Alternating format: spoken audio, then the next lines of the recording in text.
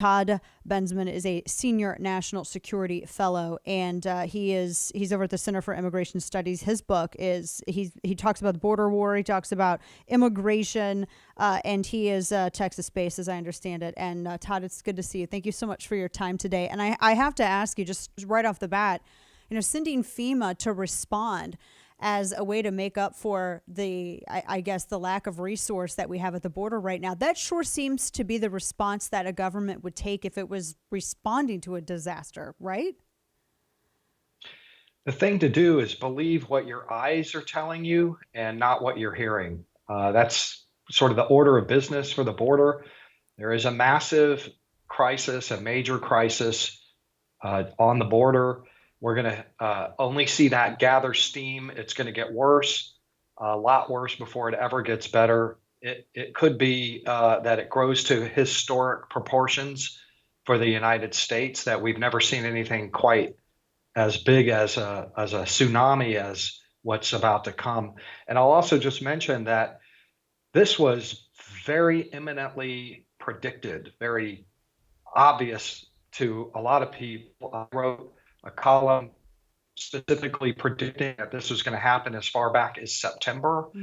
And the Department of Homeland Security released in October a threat assessment that nobody has challenged the credibility of, that predicted a mass migration surge just like what we're seeing in 2021 at least. Yeah.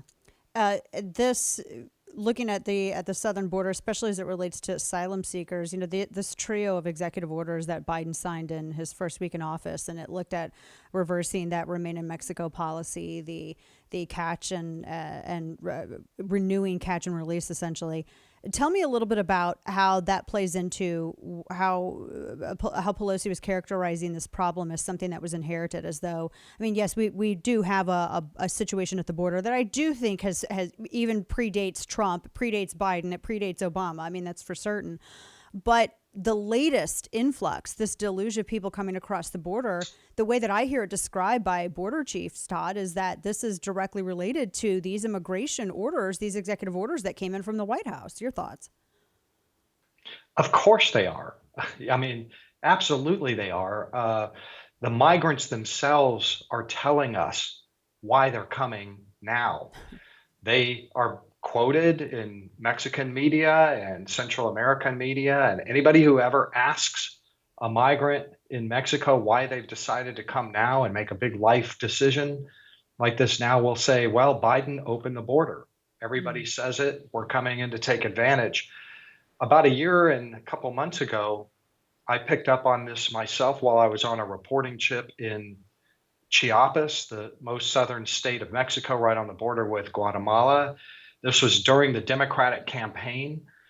Biden had not yet been nominated, but all of those Democratic nominees who were up on the dais during the debates were trying to outdo one another in terms of who was going to be most open, most welcoming, most not Trump. And the migrants that I was talking to down there heard that loud and clear. I never met a migrant who did not have a cell phone that was connected to all sorts of social media and news platforms, so they were getting that live time. And they told me, and I wrote stories about it, that migrants were waiting for a Democrat to be elected, and on that basis, we're already moving into Mexico to get ready for it. Yeah, this was a long time ago.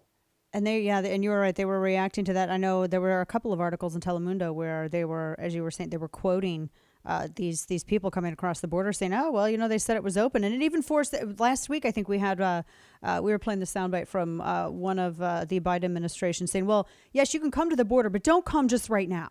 Just wait a little bit, then you can come to." That's a horrible message, Todd. I mean, why wait then? That's what people are going to think. Yeah, I mean, even once they've been in office, they've been saying things like, we don't want you to not come.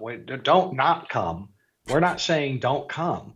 We're just saying come in a way that we can handle you better, which is an extraordinary thing for the nation's top law enforcement cabinet member to say out loud to people about an illegal act. It's on the statutes. It's a law. You can't just come across the border without permission. Yeah. So, that messaging is loud and clear, but the biggest messaging of all that they all have heard is from themselves, among themselves, because thousands have already been able to cross the border. They're waved through a turnstile right into the Greyhound bus depots, and they get on their cell phones. Like I said, I've never met a migrant who didn't have a cell phone, an impoverished migrant. They all have it. And they're saying, I'm in to the people downstream. Yeah. And those people are packing up in their towns and villages right now, and they're massing and moving to the northern border. And we're going to see a lot more of this. And it's not just Central Americans Right. either. As my book, America's Covert Border War, is about, there are a lot of Middle Easterners and people from terror countries. People from all the African countries have heard this message as well, and they are all moving through Panama and Costa Rica, Colombia, Hmm. Chile right now as well on their way here. Everybody gets in, everybody gets through the turnstile. And I'm glad you pointed that out too. In America's Covert Border War, that's the untold story of the nation's battle to prevent jihadist infiltration. This was something that and it seems like nobody paid attention to that even under the previous administration when there was, there was credible, there was evidence that this was happening. You mentioned the individuals coming across and getting on the buses. From what I understand, at least two separate bus companies had said they were previously barred from asking whether anyone boarding the bus had even been tested. Here we're at a time of a pandemic. Unless you're wearing 3 or 5, 10 masks on your face, you can be shamed, but heaven forbid you ask someone who's getting on the bus who may or may not have been tested, and even then there's no documentation given, and then transported throughout the rest of the country. They were barred. Greyhound CEO had to ask, can we ask whether or not these people have been tested? That seems to be a significant concern, as does the overcrowding situations brought on by the moratorium on any kind of deportations as well. Todd, talk to me a little bit about that. And I'm wondering if that's why the CDC was refining their 6 feet to 3 feet space.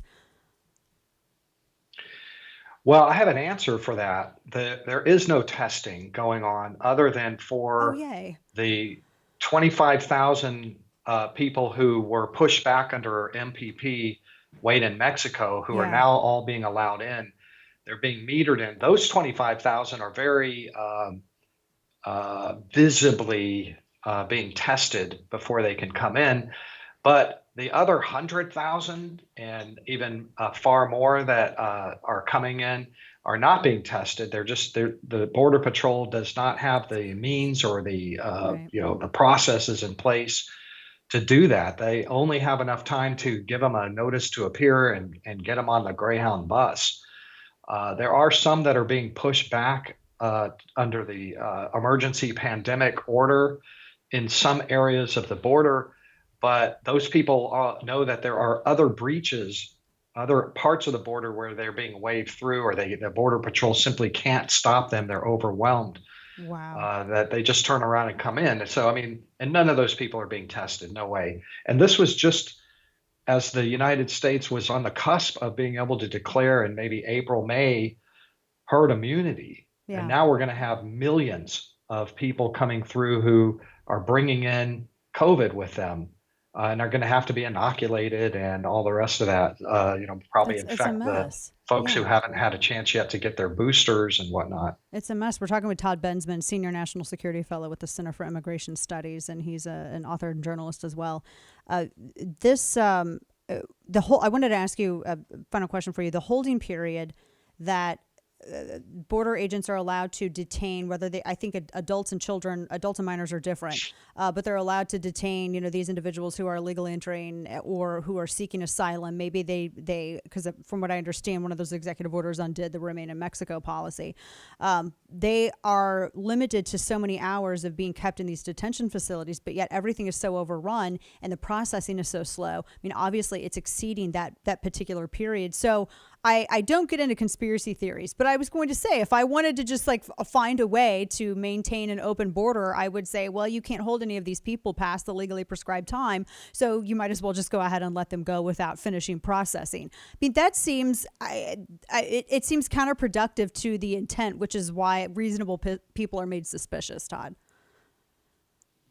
Yeah, and I think you were absolutely correct in your earlier description of what's happening, that all impediments and obstructions, for the most part, in large sections of the border, not all sections of the border, but enough, have been removed legally or under executive order or just by practicality of the circumstances on the ground, while at the very same time, any possibility of deportation or consequence has also been removed as the ICE interior enforcement capability has been gutted completely by internal fiat.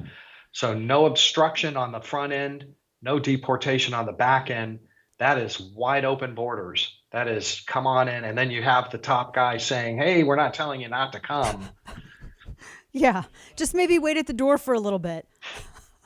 Yeah, I think we're going to be seeing, there'll be millions and millions of people crossing illegally and coursing into the interior of the country for the next 3 years, and unless something really dramatic happens to change that, I think that is going to be a really historic occasion for the United States of America. Yeah. That's my prediction. And for the record, I really hope I'm wrong.